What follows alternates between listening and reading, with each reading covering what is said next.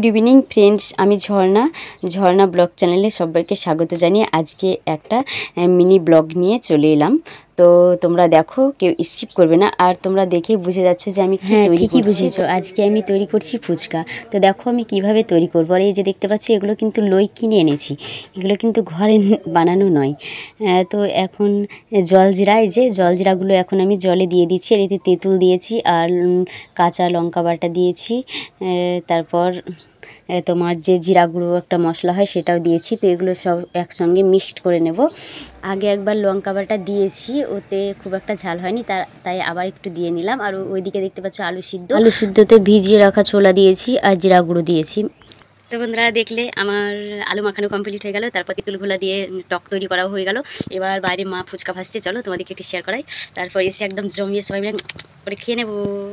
তো চলো, ফাইনালি উনুনশালা চলে এসেছি। আর এখন মা ফুচকা ভাজছে। আর উনুনশালাটা একটু অন্ধকার আছে, কারেন্ট পালিয়ে গিয়েছিলো, তাই তো এমার্জেন্সি জেলে মা দেখো ফুচকা ভাজছে। আর উনুনে ফুচকা ভাজা খুব সুন্দর হয়, ফুলে মোটা হয়ে ফুলে।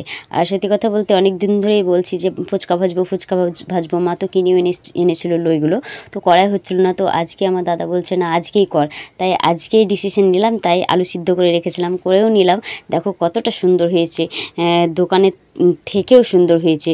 আর বাড়িতে করে খাওয়াটা ভীষণ ভালো, অনেকগুলো খেতে পাওয়া যাবে, অনেকগুলো নিজে বানিয়ে খাওয়ার একটা টাকা দিয়ে কেনা না।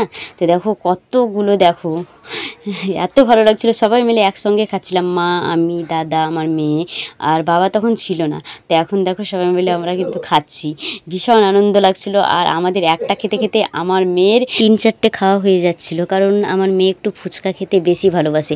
আমি যদি কোনো জায়গায় ওকে নিয়ে যাই তো ও ফুচকা খায়, আর ওর জন্য আমি তখন খেতে পাই না, ওই বেশি খায়।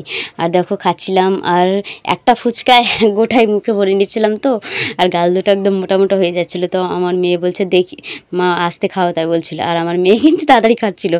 আর খাবার টাইমে একটা কেলেঙ্কারি হয়ে যাচ্ছিলো, আমরা সবাই মিলে হাসছিলাম, মানে আমার মেয়ের খাওয়া দেখে। দেখবে আমার মেয়ে খাবে। তো বন্ধুরা তোমরা যদি খাও চলে আসো। অবশ্যই এখন পাবে না খেতে, কারণ কালকে এই ভিডিওটা করে রেখেছিলাম আর আজকে এডিট করছি, তো তাও বললাম আর কি। তো দেখো আমার মেয়ে এখন খাচ্ছে, ওর খাওয়া দেখে ওর মামাও ভীষণ হাসছিল। আর ওকে বলছিল তুই সব খেয়ে নিবি, এরকম করছিলাম আমরা। দেখো আমার মেয়ে তোমাদেরকে ডাকছে যে এসো বন্ধুরা, সেটাই বলছে। আর আমার দাদা বলছিল না খুব সুন্দর হয়েছে, এত সুন্দর হয়েছে। আর আমি প্রথমবার বানিয়েছি, কোনোদিন ফুচকা আমি কোনোদিন মানে আলু সিদ্ধ করে এরকম বানানো, তেঁতুলের টক বানানো এরকম কোনোদিন করিনি, আজকে করেছি। ভীষণ ভালো লাগছিলো। সব থেকে বেশি খেয়েছিল আমার মেয়ে, বললাম না আমার মেয়ে খুব ভালোবাসে তাই। আর আমার দাদা, তারপর খেয়েছিল আমার দাদা, তারপর আমি, তারপর আমার মা একদম অল্প, মা বেশি খেতেই পাচ্ছিল না, মা মানে আমার মেয়েকেই দিয়ে দিচ্ছিল। আর দেখো এতক্ষণ তো দেখলে আর গামলা এখন দেখো। বন্ধুরা ফুচকা খাওয়ানো কমপ্লিট, আর রাত্রেবেলায় কোনো কিছু খাবো না, এটাই আমাদের ডিনার হয়ে গেল। মানে দারুণ হয়েছে, দারুণ, কি বলবো, দোকান থেকে ফাটাফাটি। বন্ধুরা শুনলেন, বন্ধুরা আজকে আমাদের বাড়িতে ফুচকা হয়েছিল না, ইয়া গামলা হয়েছিল, সব আবার খাইও না।